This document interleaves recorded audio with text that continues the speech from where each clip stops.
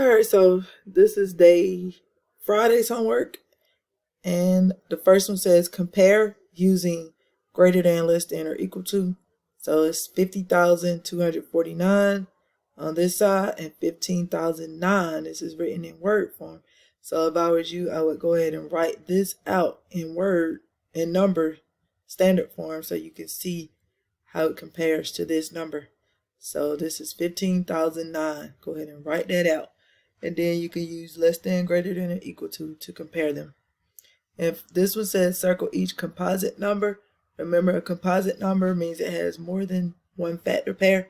So if there's something else other than one in itself that you can multiply to get that number, then that means it's composite. So for example, I have 2 times 1.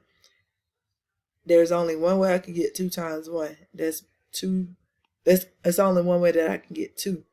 I can multiply 1 times 2.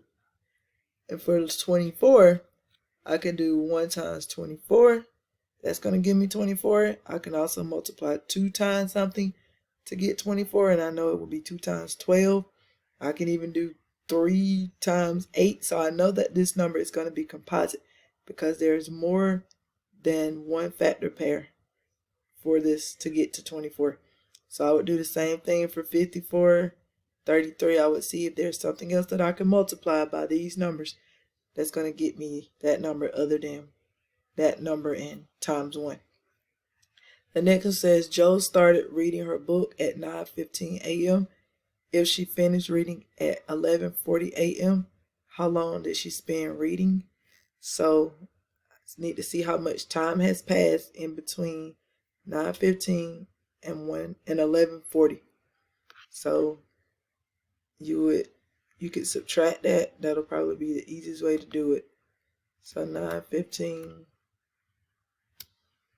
and 11:40. Or you can just say, okay, from 9 to 11, it would take me 2 hours. But from 15 to 40, you have to see how much time that is. So, to get from 15 to 15, so from 9:15 to 9:30 would be 30 minutes. Then from 30 to 40 would be 10 more minutes. So 15 to 30 would be 15. Then 30 to 40 would be 10. So that's going to be 25 minutes. So you have to figure out how much time has passed in between 9:15 and 1:40.